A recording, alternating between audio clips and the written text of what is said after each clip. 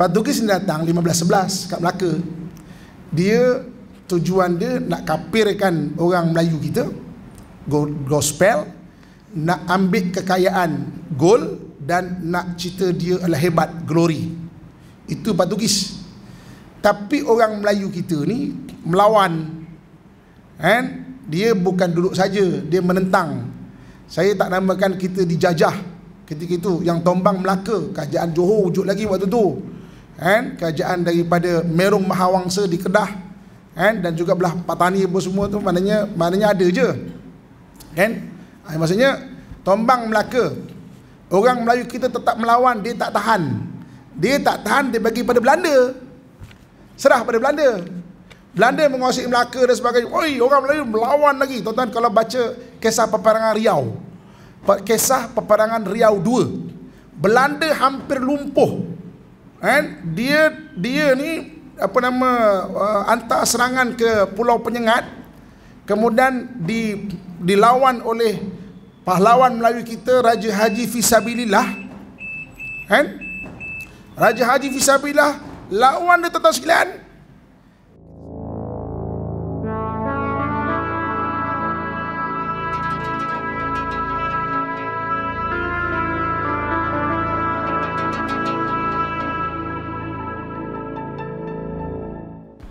Bismillahirrahmanirrahim. Assalamualaikum warahmatullahi wabarakatuh.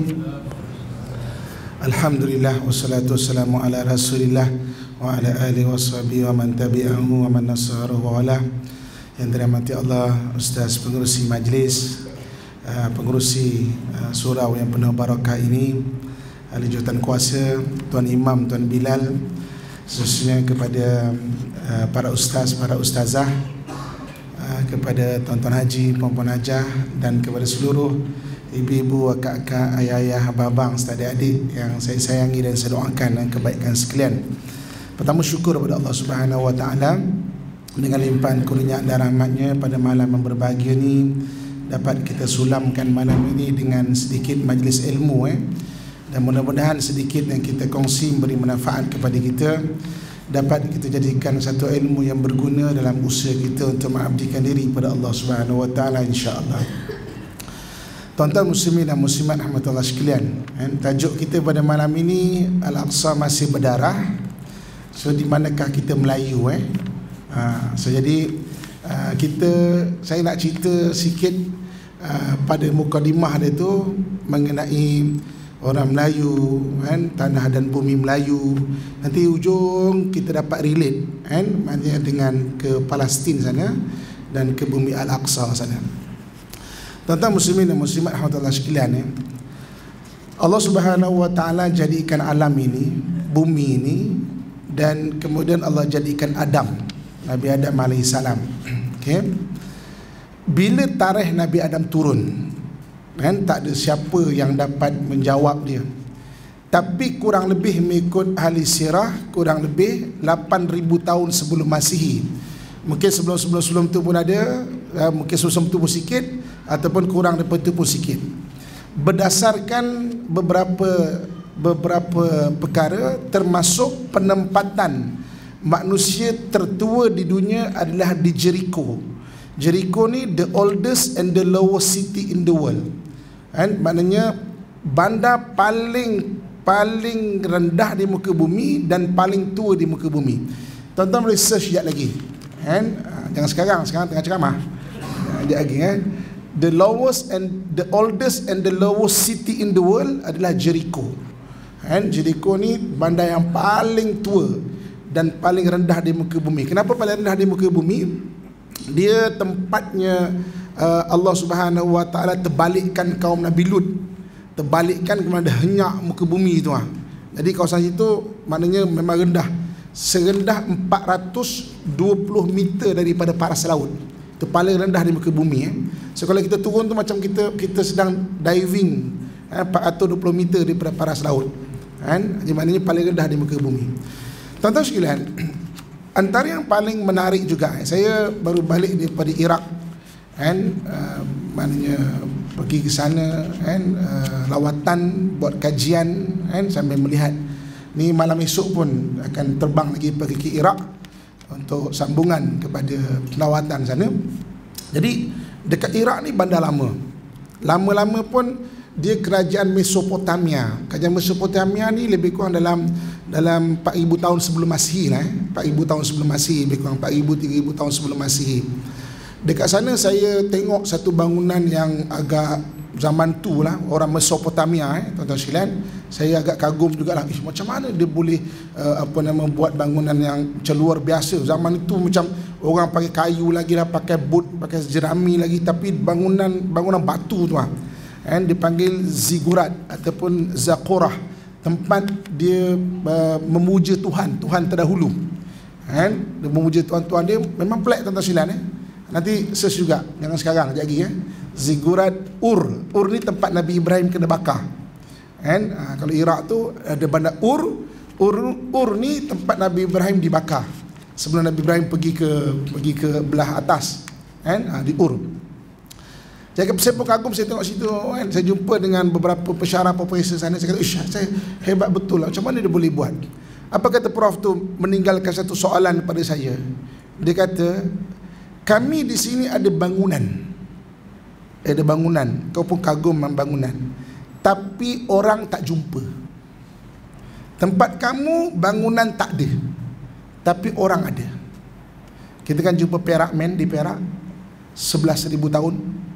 Baru-baru ni jumpa satu lagi jenazah dekat Gua Musang, lebih kurang 14,000 tahun. Sana bangunan ada, orang tak ada. Jericho 10,000 tahun sebelum, maknanya 10,000 tahun, 8,000 tahun sebelum Masihi. Search, kita akan jumpa the oldest city in the world. Dia iktiraf, gali orang tak ada, sini bangunan tak ada, orang jumpa. Tuan-tuan boleh tak profesor depan saya bagi jawapan kenapa? Sebab saya tak ada jawapan lagi. Tapi membuktikan adanya hubungan di antara tanah sana dengan tanah sini. Tuan-tuan petikaikanlah, tak kisah, tak kisah pun. Tapi maknanya orang ada di sini tau. Perak Man, maknanya dan di sana tu bumi para anbiya, bangunan ada, tapi orang tak ada. Iraq bangunan ada, orang tak ada. Piramid Mesir baru. Piramid Khufu 2,500 tahun sebelum Masihi baru. Ni kita cerita 8,000 tahun sebelum Masihi tau. Piramid baru di zaman Mesopotamia. Lepas Nabi Adam AS lebih kurang dalam maknanya 8,000 tahun sebelum Masihi. Kemudian zaman Nabi Nuh, maknanya dunia ni di reset balik. Waktu tu zaman Nabi Nuh tak ada catatan mengenai manusia. Zaman itu dipanggil Ubaid period. Kejap lagi search Google apa tu Ubaid period. Saya bukan suruh belajar dekat Google sebagai knowledge review. Mana at least kita tambahkan pengetahuan, nanti nak tahu lagi. Jadi saya sebut istilah-istilah ni, tuan-tuan boleh search ni maknanya Ubaid period.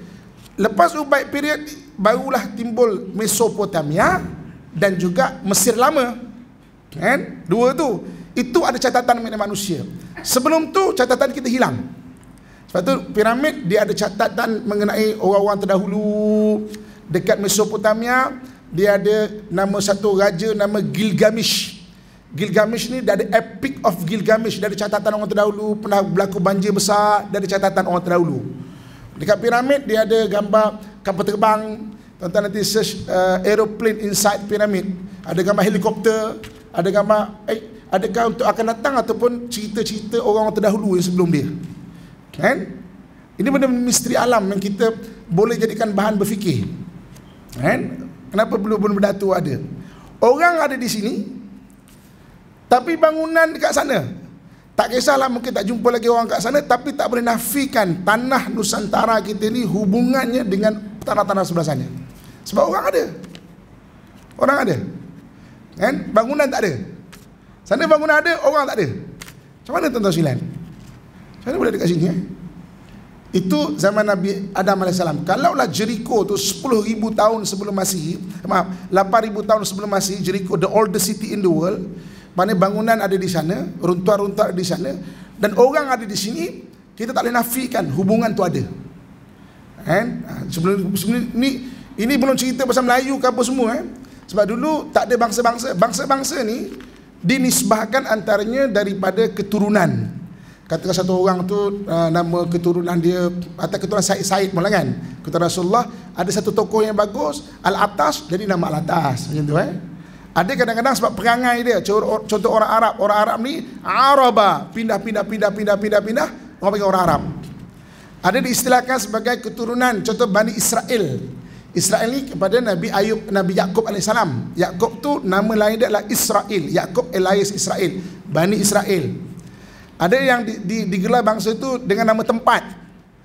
China contohnya. Mana dapat China? Daripada nama tempat. Indus, India, daripada lembah Indus. Kalau kita search kajian orang Melayu, mana dapat nama Melayu tu? Daripada Himalaya dan sebab itu antara pandangan tuan-tuan boleh baca, nulis review banyak kan. Bila banyak baca, barulah tahun depan saya datang lagi sedap dia ceramah. Jadi ada basic kan. Orang yang petikai ni dia tak ada basic kan. Sebab itu dalam hadis, maknanya dalam kata-kata hikmah Arab pun disebut al-mar'u adu bima jahilah. Orang dia akan memusuhi benda yang dia tak tahu. Kalau dia ada sifat sombong, dia akan memusuhi benda dia tak tahu. Merepeklah, mengarutlah. Padahal dia tak pernah dengar. Kan? Okey. Jadi hubungan Nusantara kita dengan tanah-tanah belah Arab tak dinafikan. Orang ada, bangunan tak ada. Macam mana hubungan tu, tuan-tuan tolong cari. Nanti setahun lagi saya datang, kita bincang lagi kan. Okey. Jadi maknanya zaman Nabi Adam AS. Tuan-tuan sekalian, seterusnya, siapa yang pernah menulis mengenai tanah Melayu kita ini? Satu orang Greek bernama Ptolemy. Okay? 8,000 tahun sebelum 8,000 tahun sebelum Masihi, zaman Nabi Adam. Kemudian sebelum tu 8,000 tahun sebelum Masihi, zaman Nabi Adam. Lepas tu saya suka namakan manusia ni kena reset balik. Maknanya reset balik. Zaman Nabi Nuh, maknanya banjir besar, tinggal 80 orang saja mengikut sebagai riwayat. 80 orang tu dah jadi kita semua ni balik. Lepas tu dipanggil Ubaid period. Ubaid period kita tak tahu lagi. Kemudian Mesopotamia.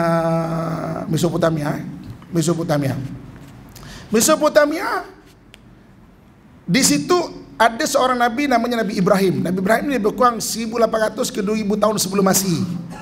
1800 tahun ke 2000 tahun sebelum Masihi.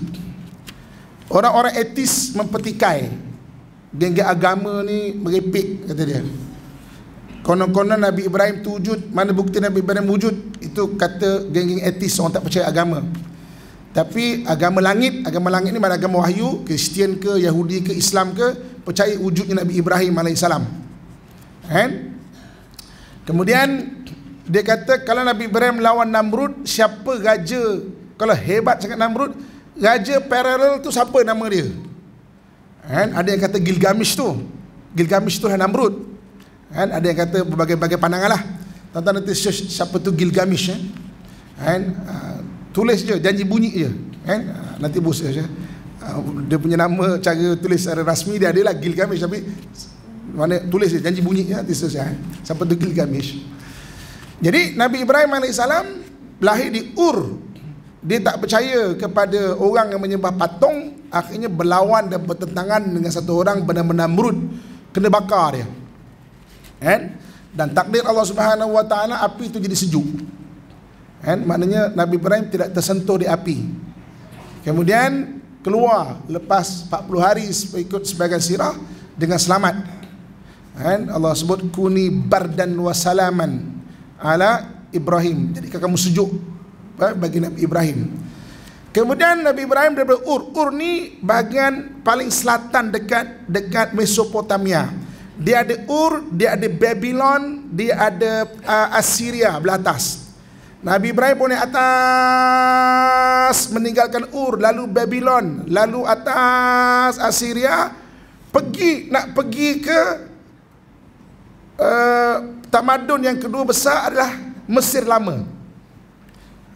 Di tengah-tengah antara Mesopotamia dengan Mesir itulah Jerusalem. Jerusalem. Jadi sekitar situ berkahwin dengan satu orang perempuan dipanggil nama Siti Sarah. Kemudian dia berulang daripada Jerusalem pergi ke Mesir. Pergi ke Mesir sebab Mesir kerajaan besar. Dia tak balik Mesopotamia dah. Dia pergi ke Mesir.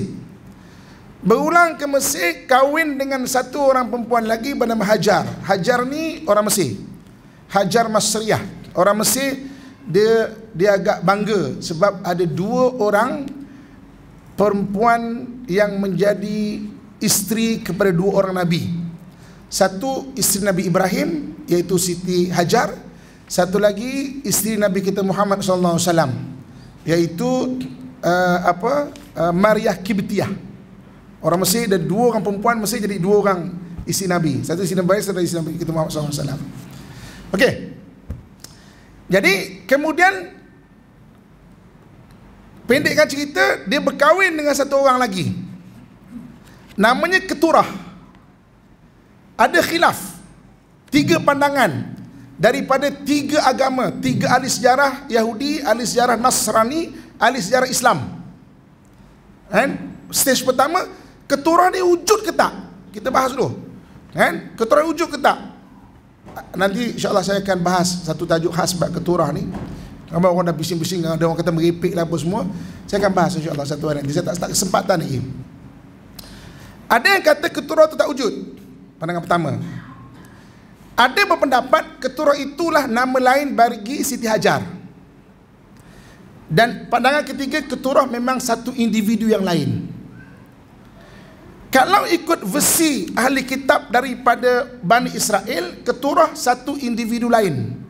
Keturah bukan nama asal dia. Keturah bermaksud wangian. Kalau kita tengok zaman itu, tempat yang paling melahirkan wangian adalah bahagian-bahagian Nusantara. Tuan-tuan kaji mana tempat yang paling terbagus melahirkan gaharu. Gaharu tu dipakai orang Arab di sana. Tempat-tempat gaharu wangi. Keturah tu bukan nama dia, wangian. Daripada mana? Tuan-tuan tolong search nanti bukan sekarang nanti. Ni saya bagi idea dulu untuk kita berfikir je dulu. Saya tak cakap absolute berfikir. Kita jadikan bahan berfikir. Berfikir baru kita nak baca. Baru nak mengkaji. Jadi Keturah tu bukan nama asal dia. Dia nama wangian. Mengikut bahasa Hebrew, Kathurah itu iaitu wangian. Maknanya, dan mengikut maknanya daripada ahli sejarah Nasrani, tuan-tuan nanti pergi ke Amazon. Kita sekarang boleh beli buku sendiri. Beli ke Amazon satu buku, Abraham and Keturah Go to East. Buku tu boleh beli online, baca. Jadi taklah kita cakap tanpa buku dan kita petikai pun tanpa buku. Go to East. Jadi anak-anak Keturah ni Nabi Ibrahim suruh go to East. East mana? Pandang ulama banyak. Ada yang kata East tu memang akhirnya jadi bangsa Arab juga. Itu kan antara pandangan, bukan absolute pandangan. Ada yang kata jadi orang Turki. Ada yang kata memang terus ke timur jauh. Ada yang kata maknanya bercampur dengan darah-darah Aryan. Aryan tu jadi darah Parsi. Okey. Kalau anda kata bercampur dengan darah-darah Parsi, maka ada satu tokoh namanya Zulkarnain. Zulkarnain ni dia ada khilaf. Ada yang kata the Alexander the Great, ada yang kata Cyrus the Great. Kalau Cyrus the Great orang Parsi. Kalau Alexander the Great dia orang Makedonia. Makedonia maknanya orang 300 tahun sebelum Masihi. Cyrus the Great 500 tahun sebelum Masihi. Kalau Cyrus the Great itulah Zulkarnain dalam kitab Sulalatus Salitin menyebut bahawa antara keturunan raja-raja Melayu daripada Zulkarnain. Itu pun pandangan Tuan Sri Lanang. Tak betul tak kajilah tuan-tuan sekalian. Tapi paling kurang ada catatan itu. Jadi ada setengah-setengah ustaz kata, oh kita keturunan Keturah. Saya tak rasa seluruh kita keturunan Keturah. Macam keturunan Nabi lah. Tak semua orang kat Nusantara ni keturunan Said. Tapi ada antara sekelompok-kelompok tu keturunan daripada Said, dari keturunan Nabi. Jadi kalau nak kata seluruh orang Melayu keturunan Keturah pun saya tak terima. Tapi ada antara kita ni yang berdarah-berdarah Keturah. Kalaulah betul go to East tu. Tuan-tuan cari buku tu beli kat Amazon. Amazon ada jual. Abraham and Keturah Go to East. Nanti tuan-tuan baca. Tahun depan saya datang, syok kita bincang kan. Taklah cakap, Ustaz ni merepek tak pernah dengar pun kan. Okey. Jadi itu zaman Nabi Ibrahim 1800 tahun sebelum Masihi. Okey. Kemudian nama Nusantara ni disebut, yang moden dia bila? Yang moden 200 tahun 200 Masihi. 200 Masihi ini satu orang ahli sains namanya Ptolemy. Tuan-tuan ingat nama ni Ptolemy, nanti tulis Ptolemy. Ptolemy ni yang tulis mengenai semenanjung tanah Melayu. Dia sebut nama semenanjung tanah Melayu itu sebagai Aurera Cresani. Aurera Cresani. Dia tulis, dia kata tempat kita ni tempat yang paling banyak emas dan juga galian-galian. Sekarang pun benda rupanya betul. Ptolemy mana dia tahu kita berpelik Kita jumpa re'es kan dekat Kedah baru ni sibuk REE lah. Maknanya galian-galian pelik.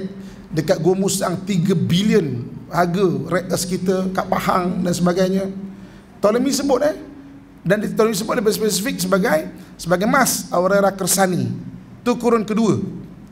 Kan kurun kedua maknanya 200 Masihi. 200 Masihi Jadi itu menyebabkan kenapa orang-orang barat datang kemari. Anak kita tingkatan 3 belajar, kenapa Portugis datang ke tanah Melayu? 3G kan, gold, glory, gospel. Kan gold tu antara sebab dia terinspirasi dengan idea daripada Ptolemy kurun kedua. Okey tuan-tuan sekalian. Kemudian lahir Nabi kita Muhammad sallallahu alaihi wasallam. Nabi lahir tahun berapa? Kalau Masihinya tahun berapa? Tahun gajah kan? Tapi kalau Masihinya tahun berapa? Siapa boleh jawab?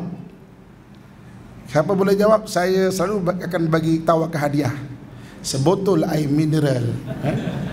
Saya ada 2 ni, saya boleh bagi 1. Okay. Saya selalu kalau saya bagi hadiah sebotol air mineral. Nabi kita lahir 570 Masihi. 570 Masihi. Okey. Maka Nabi SAW pun lahir. Ketika Nabi lahir, apa yang ada? Ketika Nabi lahir, ada 2 kerajaan besar dan 2 laluan besar dunia. 2 kerajaan besar dunia adalah Rom dan juga Parsi. 2 laluan besar dunia adalah Silk Road dan Spice Road. Silk Road ni laluan sutera. Laluan sutera ni bermula di Xi'an. Xi'an pergi ke Khurasan. Khurasan ni negeri Tantan negeri Tantan. Maknanya Uzbekistan, Tajikistan, Kyrgyzstan, Turkmenistan, Gohit-Gostan, maknanya negeri Tantan, negeri Khurasan. Kemudian pergi pecah 2, pergi ke Parsi, Rom ataupun Parsi. Laluan rempah ni mana? Laluan rempah ni kalau sekarang mula di Guangzhou. Guangzhou dia lalu semenanjung tanah Melayu ni, Selat Melaka ni. Selat Melaka ni sampai sekarang menjadi laluan penting kapal tau. Setahun tak kurang di 90,000 kapal sampai sekarang tau. Dulu kalau orang nak berdagang ni, dia terpaksa melalui semenanjung tanah Melayu lebih kurang 1,400 km. Daripada China tu dia pusing lalu Selat Melaka ni. Kalau dia tak nak lalu Selat Melaka, dia akan lalu dekat satu kerajaan dipanggil kerajaan, kalau Cina panggil Langsuyur. Langsuyur ke? Bukan. Langkasuka. Langkasuka ni sekarang Patani. Dekat situ ada segenting kera. Segenting kera ni maknanya tanah yang paling lebih kurang 40 km lah. 40 km panjang dia. Dia akan parking kapal, tarik barang-barang pakai gajah, pergi seberang sana, sewa kapal lain pergi. Itu kalau nak jimat 1,400 km. Kalau nak pakai kapal sama, kena pusing semenanjung tanah Melayu ni. Kemudian pecah 2 Rom dan juga Parsi. Di zaman Nabi lahir itu ada 2 laluan besar dunia dan ada 2 kerajaan besar dunia, Rom dan Parsi, dan juga laluan sutera dan laluan rempah. Jadi Nabi pun lahir 570 Masihi. So apa yang ada waktu tu? Maknanya 2 kerajaan besar dunia dan 2 laluan besar dunia. Jadi laluan besar dunia ni adalah kerajaan kecil-kecil tapi tak terkenal sangat lah. Dan kita termasuk laluan rempah. Rempah sangat penting tau. Rempah ni bukan saja untuk makanan. Rempah-rempah ni antibody sangat bagus. Rempah-rempah ni untuk merawat luka. Dulu perang-perang kan, dananya luka. Saya pergi ke Patani kan, dekat Museum Naratiwat Patani ada manuskrip orang Melayu kita, orang ilmu menyusun usus. Kalau dia perang, perut terburai, sebelum cantum disusun usus dulu. Kan? Manuskrip Melayu lama kita. Tuan-tuan boleh pergi museum manuskrip Museum Al-Quran dekat Naratiwat. Banyak manuskrip Melayu yang pelik-pelik yang tak sempat British angkut. Saya bawa balik daripada Lingga, digitalize kan manuskrip daripada Melayu daripada Lingga. Beribu buku tuan-tuan sekalian. Manuskrip Melayu kita ni. Yang sebenarnya Melayu dah habis kena angkut dengan British. Lebih 20,000 dekat Leiden lah, dekat British Museum lah dan sebagainya. Saya pernah mengajar dekat Rusia kan. Dekat Rusia ada 13 manuskrip Melayu yang tak dekat mana-mana tempat. Dekat St. Petersburg di Rusia. Antaranya undang-undang bertulis bangsa kita Melayu. Masalah kata apa kita? Orang Melayu ni leceh lah, apalah, lekeh lah, tak ada tamadun lah dan sebagainya. Undang-undang bertulis bangsa kita Melayu. Sebelum wujudnya tulisan Jawi, sebelum kedatangan Islam, kalau satu bangsa dah ada tulisan dia, bangsa tu maju dah tuan-tuan sekalian. Dan satu bangsa tu dah ada undang-undang bertulis, bangsa tu maju dah tuan-tuan sekalian. Tapi kenapa kita tak tahu? Kenapa ada kat St. Petersburg di Rusia? Saya tengah buat PhD, masih lagi diajar orang Melayu hanya ada undang-undang bertulis ketika kedatangan Islam. Itu pun dia kata kurun ke-12, kurun ke-11, lambat. Saya jumpa. Tuan-tuan kejap lagi search Ustaz Amin manuskrip dari Rusia. Dulu zaman blog, saya rajin nulis blog. Saya ada kongsi gambar-gambar, saya ada kongsikan. Ustaz Amin manuskrip dari Rusia. Tuan-tuan boleh tengok undang-undang bertulis bangsa kita Melayu. Tulisan Sanskrit. Jadi orang Melayu kita ni dia bukan lekeh-lekeh tau. Sekarang ni muncul memang banyak orang boleh kongsi, maknanya media, sosial media banyak kita keluar, maknanya pasal rahsia-rahsia orang Melayu yang disembunyikan dan sebagainya, kan? Okey. Jadi zaman Nabi SAW 570 Masihi. Okey.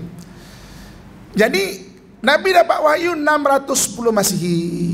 610 wahyu dapat wahyu. Maka Nabi SAW mengajarkan agama Islam ni, kan? Balighu anni walau ayah, sampaikan kepada aku walaupun sepotong ayat. Kan? Maka berkembang. Rasulullah wafat 632 Masihi. 632 Masihi Rasulullah wafat. 632 Masihi. Rasulullah wafat. Ketika itu zaman di tanah Melayu ini kita ni baru ada asas-asas kerajaan Sriwijaya. Sriwijaya, tuan-tuan, tanah Melayu ini dulu ada dua tanah. Tanah Jawa dan tanah Melayu. Tanah Jawa ni Jakarta ke bawah dan Kepulauan Jawa. Tanah Melayu ni Sumatera tu semua tanah Melayu tau. Sumatera tu orang Melayu. Kan Sultan Melayu dibunuh pada 1946. Sultan Melayu Sumatera tu. Semenanjung tanah Melayu sampai ke Champa dan Kepulauan Melayu. Ini tanah Melayu. Tanah Jawa Jakarta ke bawah. Sebelum wujudnya Majapahit, kerajaan Jawa, kerajaan Melayu wujud dulu, Sriwijaya. Waktu zaman Nabi itu asas-asas Sriwijaya telah ada. Nabi pun lahir, Nabi wafat 632 Masihi. 636 Masihi, sahabat bawah pimpinan Sayyidina Umar telah melancarkan serangan kepada Rom dan juga Parsi.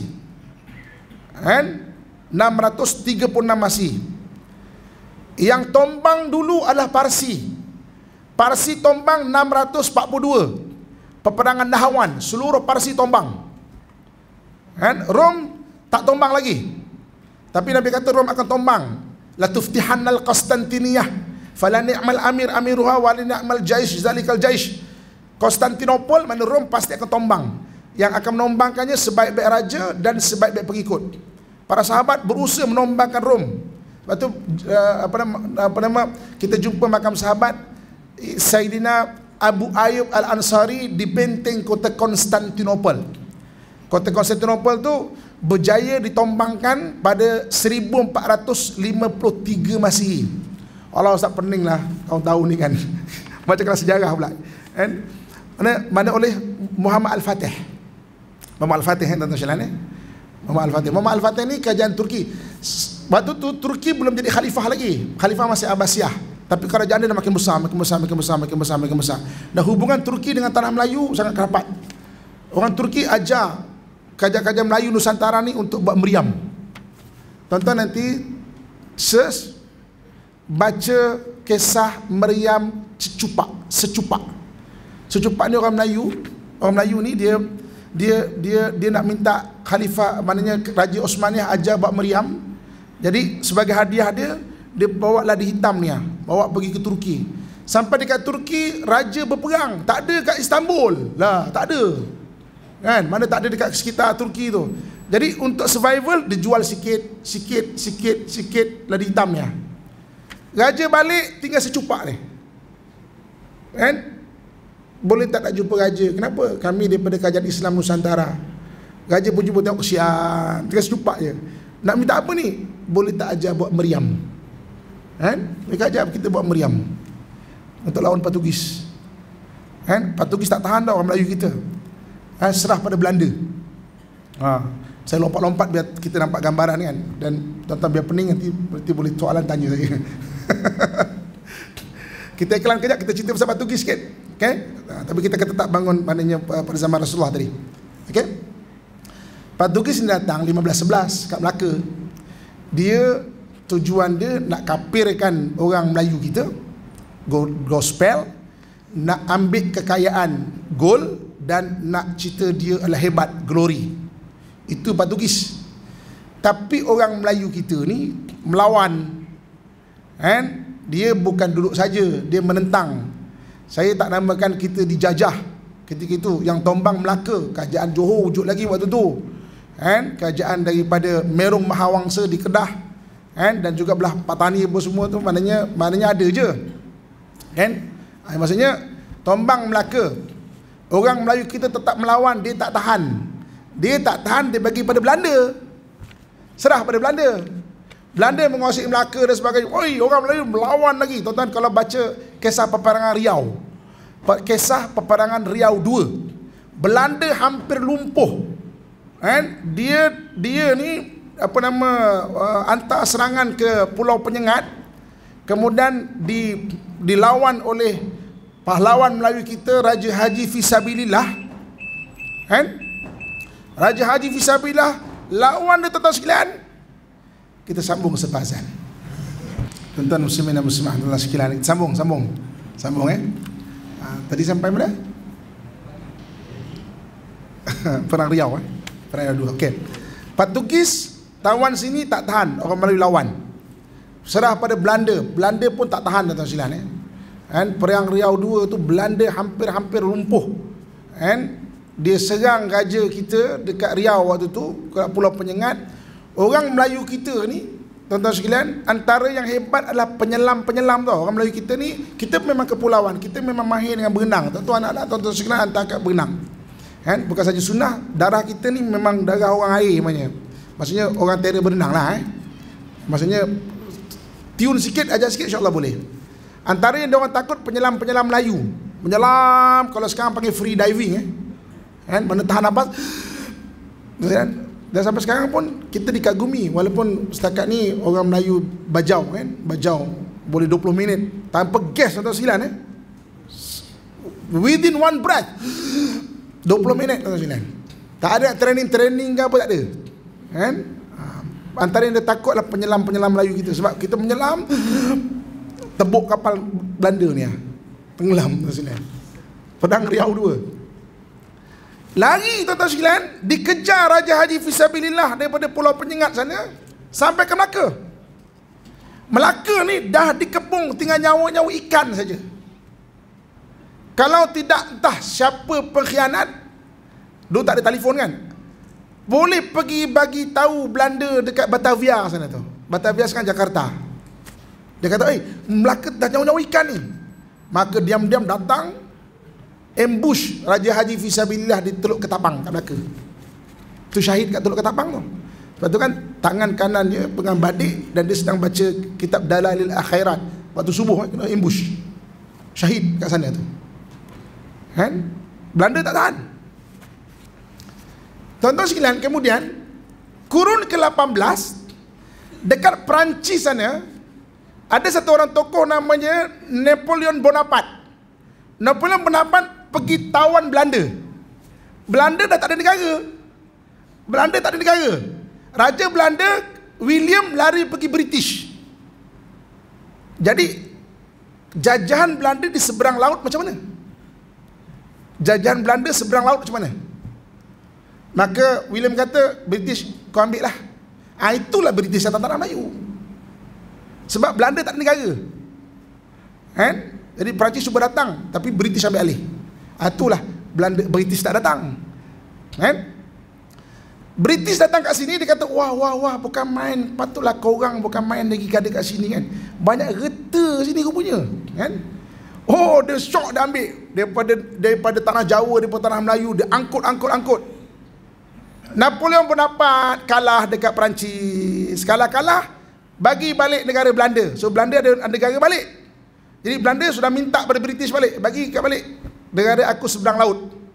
Tapi British dah shock sebab ambil harta-harta ni, dah shock. Jadi diserah pada Belanda.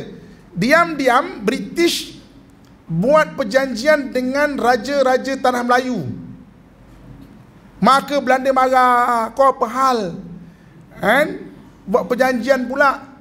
Ginilah sebab pun mengenang jasa British. Singapura ke atas kau ambil. Jangan kacau jajahan yang lain. Lingga, Kepulauan Riau, Sumatera, Jawa semua ni, itu aku punya. Itulah berlaku perjanjian Anglo-Dutch 1824. Diserahkan British semua tanah Melayu, tanah Melayu ni kepada British. Kemudian yang lain Belanda ambil. Itu terpecahnya Raja Melayu kita dekat Lingga, bendahara di Pahang, Temenggung di Johor. Dia pecahkan. Jadi kemudian British lantik bagi mana bendahara dan juga Temenggung sebagai raja. Raja berada di Lingga, Raja Melayu kita. Waktu Jepun menyerah, jadi kita tunggu British datang dekat belah-belah maknanya tanah Jawa, terus isytihar merdeka. Waktu tu orang Melayu Lingga fikir, sebab kan Melayu tak, tanah Melayu sebenarnya tak merdeka lagi. Kita nak buat negara sendiri ke nak ikut Indonesia? Nak ikut Indonesia ke nak apa nama? Sebab tu Kepulauan Riau antara yang akhir ikut sertai Singapura, Indonesia. Sebab tu nak ikut Indonesia ke nak merdeka sendiri. Tapi dia orang tak confident. Kalau confident, tanah Melayu Lingga tu semua tanah Melayu tu, Kepulauan Riau tu. Tapi tak confident. Kita sini tak merdeka lagi, kita ber-British. Ikut Indonesia lah. Itulah bermulanya, berakhirnya kerajaan Melayu Lingga tu. Masih ada belah kita lah. Begitu. Okay, balik zaman Nabi SAW tadi. Okay. Jadi Nabi, ketika zaman Nabi itu permulaan Sriwijaya di sini. Mana Sriwijaya tanah Melayu. Jadi kemudian zaman Sayyidina Osman menghantar utusan mengislamkan dua-dua laluan. Laluan Sutra dan juga laluan Rempah. Ditemui dua makam sahabat di Yugur, Sayyidina Qis dan Sayyidina Qas. Ditemui makam sahabat dekat laluan Sutra, iaitu Sayyidina Abdullah bin Abi Waqqas dekat Guangzhou. Dia bukan Sa'ad bin Abi Waqqas. Sa'ad bin Waqqas meninggal dekat Madinah. Kalau ikut Muwatta kitab Imam Malik. Tapi dia adik Sa'ad bin Abi Waqqas. Di depan makam tertulis kata-katanya, kami datang ke negeri Cina untuk mengislamkan Cina dan laluan sini. Kami tidak akan pulang lagi ke negara Arab. Satu antara dua pasti akan berlaku, sama ada kami syahid di bumi Cina atau Islam tersebar di bumi Cina. Terbukti Islam tersebar di bumi Cina, tuan-tuan. Kemudian kita kena tipu dengan British yang ke buku-buku kita. Macam mana India laluan sutra boleh Islam, Goa boleh Islam, China boleh Islam, tengah-tengah ni missing. Tak Islam tengah-tengah ni. Kan mustahil, tuan-tuan. Ikut sejarah pun mustahil. India boleh Islam, Goa laluan sutra, laluan Rempah. China boleh Islam, tiba-tiba tengah ni tak ada. Kau dapat Islam kurun ke-12. Kan mustahil tu. Kan mustahil, tuan-tuan.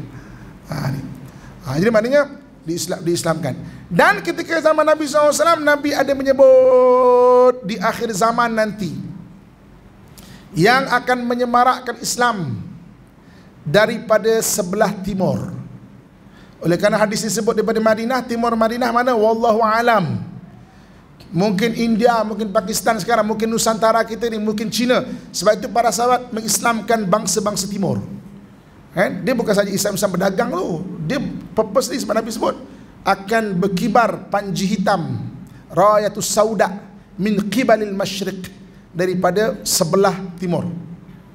Daripada laluan sutera ni dipanggil negara-negara Khurasan.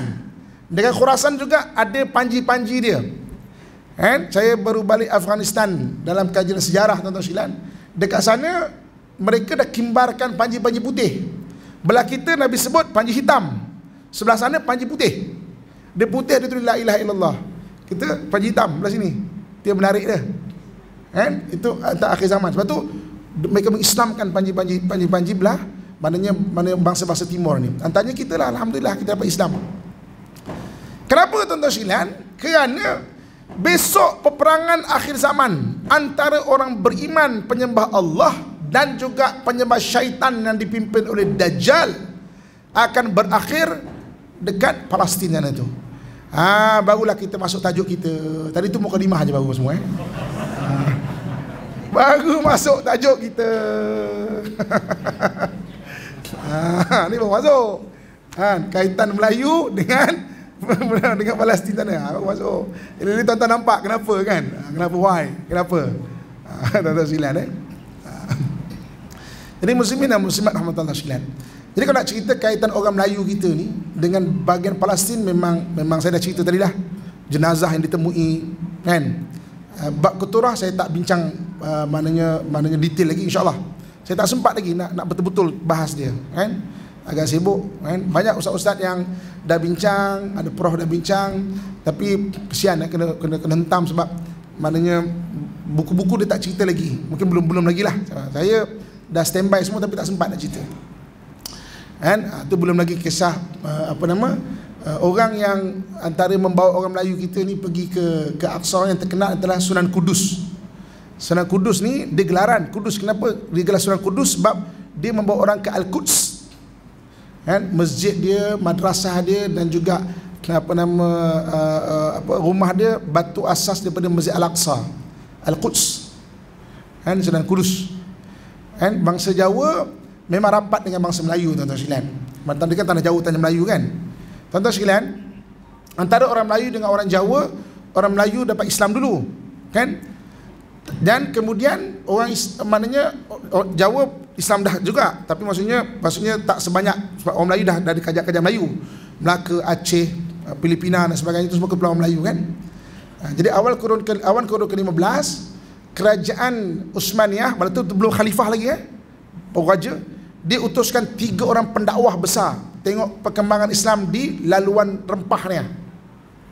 Kemudian dia kata balik 3 orang ni bagi satu, maknanya nak senang mahu report lah, macam report kan. Syekh Maulana Ibrahim, Maulana Ishaq dengan satu orang lagi bahawa tanah Melayu ni banyak settle. Yang belum settle adalah tanah Jawa sebab wujudnya kerajaan Hindu Majapahit. Jadi dihantar 9 pendakwah awal pergi ke tanah Jawa. Belum Wali Songo lagi. Antaranya tuan-tuan nanti search nama Syekh Shubakir. Syekh Shubakir itu antara 9 yang awal. Dia kata kawan-kawan kami syahid di Timur Tengah dengan pedang. Kami pendakwah di sini syahid dengan sihir. Syekh Shubakir itu terkenal dengan melawan sihir.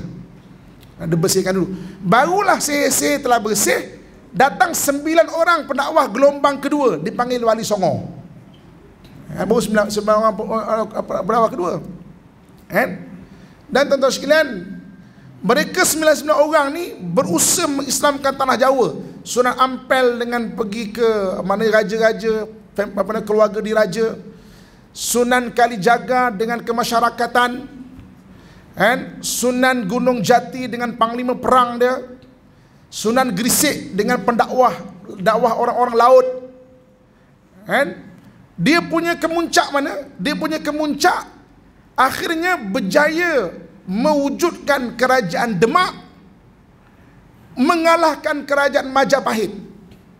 Islamlah satu Nusantara, mana tanah Jawa dan tanah Melayu. Kan? Sebab itu tuan-tuan sekalian, Sultan pertama digelar Al-Fatah. Kalau di bahagian timur tengah sana, bahagian belah sana, dia ada Muhammad Al-Fatih sebab mengislamkan Konstantinopel. Sini ada Al-Fatah sebab mengislamkan kerajaan Hindu Majapahit. Kita ada Al-Fatah tau. Kita tahu itu lebih kurang satu zaman tu, lebih kurang Al-Fatah dengan Al-Fatih lebih kurang satu zaman. Sana gelaran Al-Fatih, sini Al-Fatah. Melaka Tombang 1511, kan, kerajaan Demak antara yang bantu Melaka lawan Portugis. Sebab tu kan ada pantun kan, jika roboh kota Melaka, papan di Jawa kami sorongkan. Jika sungguh bagai dikata, jiwa dan raga kami korbankan. Kan? Sultan kedua Demak, Sultan Pati Yunus, syahid dekat Melaka lawan Portugis. Kan? Nanti tulis Sultan Pati Yunus, cuba cari sejarah dia. Kan? Sebab itu Hang Tuah kata takkan Melayu hilang di dunia. Kan? Dia ada sambungan dia, tapi tak ramai orang tahu. Saya beritahu malam ni, selagi Jawa ada di belakang.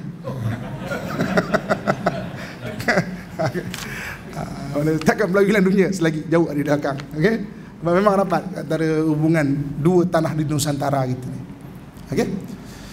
Jadi tuan-tuan sekalian, besok dekat akhir zaman akan berlaku satu peperangan besar. Ada 3 figura penting. Figura ni maknanya tokoh penting. 1 Imam Mahdi, 1 Dajjal, 1 Nabi Isa. Gelombang pertama adalah keluarnya zahir Imam Mahdi. Okey, orang ni beria banyak nak mengaku di Imam Mahdi. Imam Mahdi ni bukan satu jawatan yang cool tau. Macam aku Imam Mahdi man, come on Dia bukan satu jawatan yang cool. Dia tanggungjawab berat. Gelombang pertama, dia kena perangi raja-raja yang teruk ni lah.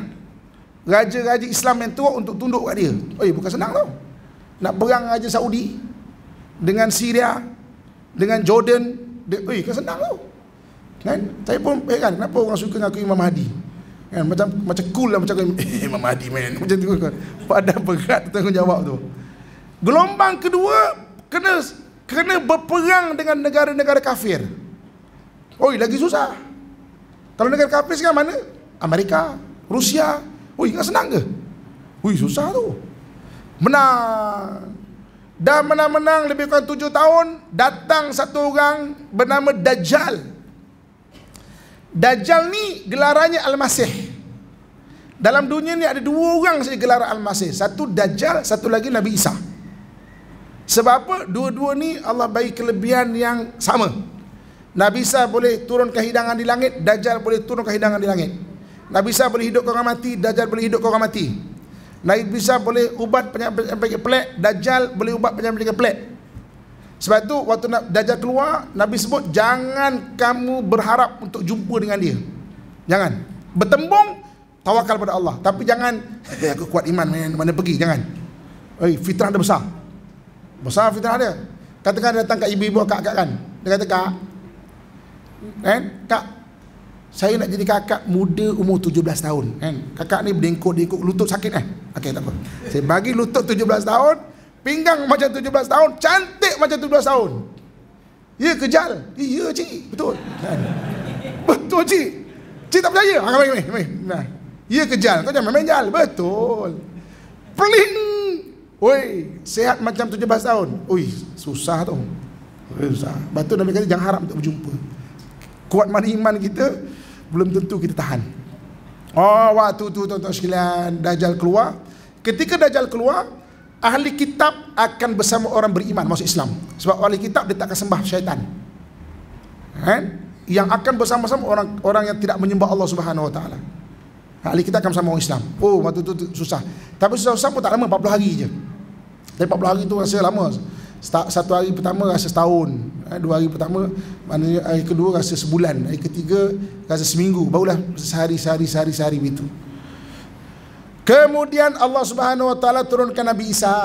Ini 3 figura penting. Lepas tu Nabi Isa. Nabi Isa memimpin umat Islam.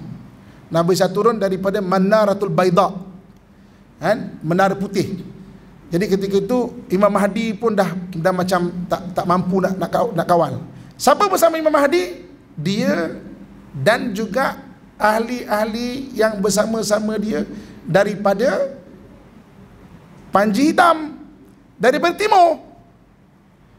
Tuan-tuan tak boleh nafikan tuan-tuan anak timur. Tuan-tuan suka ke tak suka tuan-tuan anak timur? Kita ni anak timur. Adakah kita tak? Wallahu alam. Tapi kita anak timur. Kan? Kita kena faham benda tu. Jadi ketika itu bergabung Nabi Isa, Imam Mahdi dan orang-orang bersama-sama ni berjuang lawan. Kan? Dan ketika itu peperangan tu peperangan sengit. Kita baca sebab happy ending dia. Sebab dah kalah lah tu, kena bunuh, kan? Happy ending. Tapi dua-dua tu mempunyai kelebihan yang sama-sama kuat. Kan? Siapa yang menang? Yang menang yang dibantu oleh Allah Subhanahu Wa Taala. Dia bukan sebab Nabi Isa tu, tapi yang dibantu. Peperangan tu sangat. Dajjal bukan kaleng-kaleng juga tau. Kelebihan dia. Lepas tu peperangan sangat. Banyak yang syahid. Banyak yang syahid. Wayuqtalu Dajjal, dan Dajjal dibunuh di Babun Lud, di pintu kota Lud. Kota Lud ni 15 km daripada Tal Abib. Kan? Orang Yahudi ni dia percaya tau. Orang Yahudi ni tuan-tuan sekalian, oleh kerana banyaknya nabi-nabi diutus daripada bangsa Bani Israel, nature percaya benda gaib tu memang banyak kat dia. Sampai dia khurafat. Dia terlalu khurafat. Dia paling khurafat daripada mana-mana bangsa di dunia. Badan dia penuh tangkal tau. Dulu kan era Sharon kan koma 5 tahun. Saya tanya dia, come on, kau pun tahu dah brain death. Orang tu mati dah, consider mati lah. Tapi kenapa kau simpan? No. Dia kena sihir orang Islam. Kita tengah cuba ubat dia. Dia betul dia. Lepas tu lepas 5 tahun dia ikhtiar, memang era Sharon mati kan. Saya cakap dia, apa macam? Kan? Mati dah sekarang. Kita tak boleh lawan lah sihir orang Islam ni. Dia kuat lah kan. Dia percaya era Sharon kena sihir. Tuan-tuan, dia memang khurafat. Tuan-tuan, kenapa budak kecil baling batu, dia boleh tembak budak tu? Sebab bagi dia kena batu tu sway. Kena batu tu, alah sway lah hidup, aku tembak budak ni. Dia bukan takut sangat, bukan sakit sangat batu, tapi dia ada pahaman macam tu. Dia memang pelik, tuan-tuan sekalian. Saya kalau pergi sana, saya suka menyakat dia. Kalau saya pakai cincin, saya jangan pakai cincin, tapi kalau pakai cincin, saya suka menyakat dia. Kau tahu tak? Cincin aku ni kan, malam-malam kan, dia boleh mimpi tau. Dia suka cerita macam tu. Jual lah kat aku. Mana boleh. Dia suka cerita macam tu. Seprofesional mana tuan-tuan sekalian. Dia memang khurafat. Lepas tu Dajjal keluar, dia boleh percaya Dajjal. Seprofesional mana pun. Jadi Dajjal dibunuh di Babun Lud. Dan Yahudi buat pengkalan tentera dekat Babun Lud tu, sebab nak protect Dajjal. Kan? Ada tahu tuan-tuan sekalian. Nabi sebut, besok dekat akhir zaman waktu peperangan Dajjal, semua batu-batu dan pokok-pokok mengeluarkan gelombang yang boleh difahami. Ya ibadah Rahman, wahai hamba Allah. Ni Yahudi ada kat sini ni, bunuh dia, tangkap dia. Yahudi yang menyembah syaitan ya. Kecuali satu pokok bernama Gharqad. Dia tanam pokok Gharqad. 2012 kempen tanam pokok Gharqad kat Israel. Gharqad kita jangan tanam pokok Gharqad dekat Putra Haid nanti Yahudi menyorok bagi kita. Kan jadi pada dia memang macam tu. Jadi dibunuh Dajjal di situ. Kan? Dan tuan-tuan sekalian, apa hubungan, kan? Maknanya kita sana, hubungan kalau dalam hadis adalah panji-panji hitam daripada belah timur. Kan? Kita mungkin nak mengelak bercerita supaya tak nak ada orang obses, akhirnya jadi macam halunisasi. Kita nak cerita punya, tapi benda tu memang wujud. Lepas itu daripada hadis Nabi SAW. Cuma kena dengan ilmu lah. Jangan obses terlalu sampai halunisasi, sampai ngaku Imam Mahdi apa, jangan. Dengan ilmu. Kan? Tapi kena bersedia tuan-tuan sekalian. Tapi tuan-tuan, saya nampak akhir-akhir ini dengan sendiri seolah-olah Allah menyediakan. Tiba-tiba orang Melayu kita macam, kita tak tahu, mungkin timur tu bukan kita, wallahualam, tapi kita bangsa timur. Tiba-tiba orang kita jadi macam, alhamdulillah, tok masjid ni penuh tuan-tuan sekalian. Kan hari penuh macam ni kan? Hari penuh kan macam ni kan? Maksudnya memang anak-anak muda pelik tau, balik pada Islam, memanah berkuda tuan-tuan sekalian. Uish, sambah macam apa kat Malaysia ni kan? Memanah berkuda. Orang Arab pun kemahiran tu tak berapa ada dah sekarang. Orang kita ikut pertandingan antara yang mencipta nama juga kat dunia memanah berkuda orang Melayu kita. Kan ikut pergi mana-mana memanah berkuda pertandingan orang Melayu kan. Menang tau kat peringkat dunia pun. Tuan-tuan sekalian. Jadi tuan-tuan sekalian, kan, maksudnya kita paling kurang step pertama wujudkan awareness, kesedaran. Aku ni bangsa Timur, ada janji Nabi SAW mengenai bangsa aku. Doa untuk kita dan keturunan kita. Tuan-tuan jangan lupa doakan anak-anak menjadi anak soleh. Kalau bukan mungkin zaman kita, siapa tahu untuk anak-anak kita. Kan? Kalau anda kata orang zaman dulu tu berusaha untuk menombangkan kota Konstantinopel berdasarkan hadis Nabi SAW, sahabat dia zaman sahabat tau. Lepas zaman sahabat tak berjaya, zaman tabi'in. Lepas tabi'in tak berjaya, zaman tabi'in. Selama 700 tahun tuan-tuan sekalian, hadis itu dipegang dengan yakin. Sampai akhirnya Muhammad Al-Fatih berjaya tombangkan. Sebanyak 23 kali operasi yang gagal menombangkan kota Konstantinopel. Muhammad Al-Fatih adalah operasi yang ke-24. Kan? Berjaya. Kan? Begitu juga dengan janji Nabi SAW mengenai orang-orang Timur ni. Jadi paling kurang kita doakan zuriat kita. Juga kita doakan. Kan? Kemudian kita doakan juga mengenai maksudnya diri kita. Orang jadi orang soleh, jadi orang solehah. Kan? Kemudian tingkatkan ilmu kena tingkatkan. Ilmu, kan? Banyakkan baca, banyakkan dengan kuliah-kuliah agama. Surau penuhkan. Kempenkan tuan-tuan sekalian. Biar orang banyak datang ke surau. Cari ni penuh alhamdulillah. Banyakkan surau, banyakkan. Kempen orang datang surau. JK pula kreatifkan macam mana orang nak ramai kat surau. Untuk JK pula maknanya macam mana nak buat biar banyak lagi orang datang ke surau ni. Kan? Maknanya bagai-bagai media yang ni war-warkan. Tolong war-warkan. Ada kuliah ni, ada kuliah ni. Siapa saya tanya kan, yang dengar kita ni tuan-tuan yang ini semua satu perjuangan lah saya kata. Begitu juga maknanya selain daripada itu kesihatan jaga, makan jaga, biarlah bersenam aja kan. Ni beria-ria kan. Dajjal lawan lah apa semua tapi tak fit tuan-tuan sekalian. Badan bagi sihat. bagi sihat badan. Sebab kesihatan tu benda yang disebut supaya kita jaga kesihatan. Kalau tak kita pun anak kita tengok kita jaga kesihatan, maknanya dia dapat contoh yang bagus. Benda kita ya. Selain daripada itu, saya nak cadangkan hafal surah Kahfi ayat 1 sampai 10. Dan zikirkan sebab dalam hadis Nabi sebut barang siapa yang menghafal surah Kahfi aman daripada fitnah dajjal. Kalau tuan-tuan boleh hafal lagi bagus, lepas ayat akhir ada doa yang Nabi ajar. Kan innaka Hamidum Majid, ada doa, banyak versi. Kan? Mana boleh belajar? Allahumma inni a'udzubika min fitnatil mahya wal mamat wa min fitnatil masihid dajjal. Kan? Baca doa tu, tu pendek je. Lepas ayat akhir, lepas selawat Ibrahimiyah tu. Kan? Dan yang terakhir tuan-tuan sekalian, dalam bab Palestin ni kita doa. Kan? Doakan. Jangan lupa dalam doa kita. Kan? Kalau boleh bantu mampu keuangan, bantu dengan keuangan. Tak mampu dengan doa. Kan? Orang kita ni tuan-tuan sekalian, saya sebagai penutup dia, saya nak cerita ini fakta tau, bukan kita psycho sikit-sikit kata orang kita hebat ke apa semua kan. Okey. Orang Arab ni dia memang terkenal dengan orang khianat. Quran pun sebut al-A'rab asyaddul kufra wan nifaq. Arab kalau tak beriman paling kufur, paling munafik kalau tak beriman. Sebab tu sejarah orang Arab penuh dengan perkhianatan. Sebab tu kalau saya dengar dia orang ceramah kan, orang Melayu ni perkhianat, saya tak setuju. Perkhianat global, sifat manusia. Kan? Ada kat mana-mana pun. Tapi kalau bangsa yang khianat, Allah sebut Arab. Kan? Kau tak beriman, ini kau tak beriman tau. Jangan jumpa orang Arab marah pula. Kan? Kau kan munafik kan, jangan. Maknanya dia kau tak beriman. Orang Yahudi terkenal dengan pengecut. Quran pun sebut, psikologi Yahudi pun sebut. Saya ada buku banyak. Saya tetap bulan hampir kita pergi ke sana. Sebab dia jadi hamba, kena halau di sana kemari daripada zaman Firaun. Dia darah dia ada darah penakut. Gen dia darah penakut. Dia jadi hamba beberapa kali. Dengan Nabucodonosor Iraq, dengan Firaun. Pergi ke Spanyol, kena halau di Spanyol. Dekat Rusia kena halau sebab kena tuduh bunuh Raja Rusia. Dia aman duduk kat negara Islam, tuan-tuan sekalian. Tengok sejarah, dia aman negara Islam dia duduk. Kan? Jadi orang Yahudi ni dia memang bangsa pengecut. Kan? Dalam Quran Allah sebut macam mana ketika Nabi Musa ajak dia berperang, Musa, idhhab anta wa rabbuka faqatila innaha huna qaidun. Kau pergi boleh tak perang seorang-seorang, kami tunggu sini. Nanti kalau dah menang panggil ini Yahudi.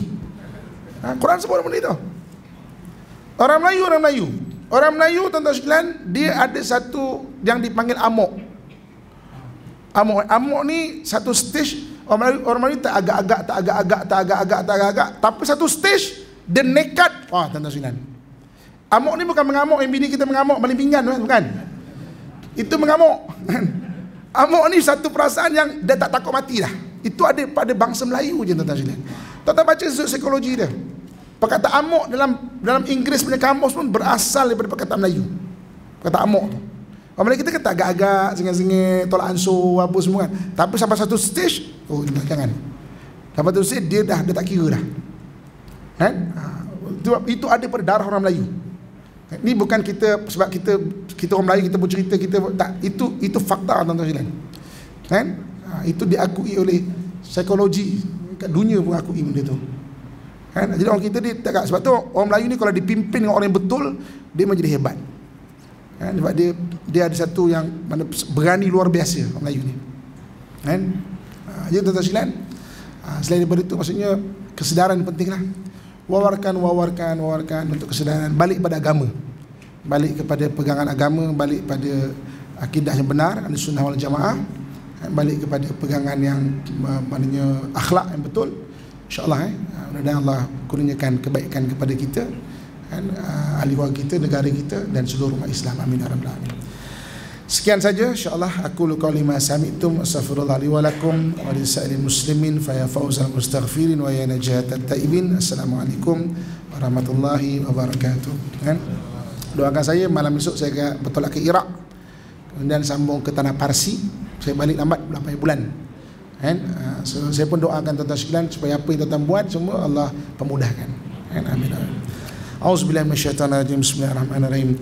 Alhamdulillahirabbil alamin wassalatu wassalamu ala asyrafil anbiya'i wal mursalin wa ala alihi washabbihi ajma'in. Allahumma anfa'na bima 'allamtana warzuqna ilman nafi'a. Allahumma inna na'udzubika min qalbin la yakhsha wa min nafsin la tashba wa min du'a'in la yusma wa na'udzubika min ha'ula'i arba. Wa sallallahu ala sayyidina maulana Muhammad wa ala alihi washabbihi ajma'in. Subhana rabbika rabbil izzati amma yasifun wa salamun alal mursalin walhamdulillahi rabbil alamin. Taqabbalallahu minkum. Minkum taqabbal ya karim. Alhamdulillah.